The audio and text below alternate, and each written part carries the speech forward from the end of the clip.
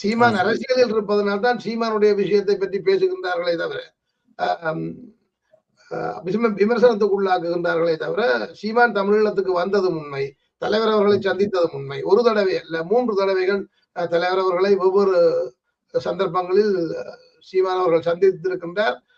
நீண்ட நேரம் கலந்துரையாடி இருக்கின்றார்கள். இந்த விடயம் சார்ந்து கருத்து கூறுவதற்கான தகுதியும் உரிமையும் விடுதலை புலிகள் இயக்க போராளிகளுக்கு மட்டும்தான் இருக்கின்றது. இது சார்ந்து ஊடகங்களில் இருந்தவர்களோ அல்லது பொதுமக்களோ கருத்து கூற முடியாது என்றால் அவர்களுக்கு இதை பற்றி ஒன்றும் தெரியாது. அதனால இந்த வெளியிலிருந்து கதைக்கிற கதையெல்லாம் அரசியல் சார்ந்த விடயங்கள்.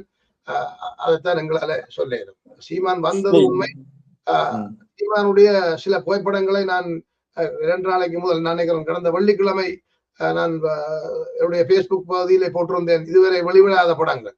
அந்த படங்கள் அனைத்துமே இந்த எல்லாளன் படப்பிடிப்பில் கலந்து கொண்ட கரும்புலி, அவர்கள் உண்மையான கரும்புலி போராளிகள். அந்த திரைப்படத்தில் நடித்தவர்களே போராளிகள். ஆனால் அப்பொழுது அது யாருக்கும் சொல்லப்படவில்லை, சீமானவர்களுக்கும் தெரியாது. அதனால்தான் அவர்கள் உண்மையான ஆயுதங்களுடன் அந்த படத்தில் நடித்திருந்தார்கள். அவர்கள் அந்த நடிப்பதற்கு அவர்கள் பயன்படுத்திய அந்த ஆயுதங்களை வைத்துக் கொண்டு சீமான் எடுத்த புகைப்படங்கள் தான் நான் சமூக வரையில் வெளியிட்டு ஒரு தலைப்புச் செய்தி போட்டிருந்தேன். AK-71 சீமான் சுட்டாரா என்று கேட்கிறீர்கள், இங்கே பிகேவுடன் நிற்கிறார் சீமான்.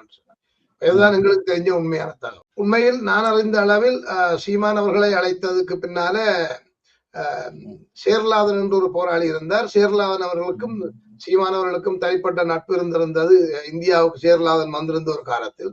அதற்கு பிறகு சீமானுடைய நடவடிக்கைகள் விடுதலை புலிகளின் புலனாய்வுத்துறையால கண்காணிக்கப்பட்டு கொண்டிருந்திருக்கிறது. இந்த 2008ஆம் ஆண்டு சீமான் போன்ற ஒரு சுறுசுறுப்பான செயற்படக்கூடிய ஒரு எழுச்சி உரைகள் ஆற்றக்கூடிய மக்களை ஒருங்கிணைக்கக்கூடிய ஒரு செயற்பாட்டாளர் தமிழ்நாட்டில் அவசியம் இருந்து தேவைப்படுகிறது என்ற அடிப்படையில் தான் சீமான் அவர்களை அழைத்து இந்த போரின் போக்குகள் எப்படியான எதிர்காலத்தை நாங்கள் எதிர்கொள்ள இருக்கின்றோம், அப்படியான அந்த நெருக்கடியான காலங்கள் வரும் பொழுது தமிழ்நாட்டில் இருந்து எவ்வாறான உதவிகள் எங்களுக்கு தேவைப்படும் என்ற விடயங்கள் சார்ந்து கதைப்பதற்கும் அது சார்ந்த உதவிகளை கேட்பதற்குமாக தான் உண்மையில் சீமான் அங்கே அழைக்கப்பட்டிருந்தார். அப்படி அழைக்கப்பட்டிருந்த ஒரு சந்தர்ப்பத்தில் தான் சீமான் பல்வேறு நிகழ்ச்சிகளில் அங்கே பங்கெடுத்திருக்கின்றார். அதில் ஒன்றுதான் எல்லாளன் திரைப்பட தொடக்க விழா. மற்றது இவர் திரைப்படத்துறை சார்ந்தவர் என்பதனால் அவர் அந்த நிகழ்வில் கலந்து கொண்டார் என்றதுதான் எங்களுடைய போராளிகளால் சொல்லப்படுகின்றது.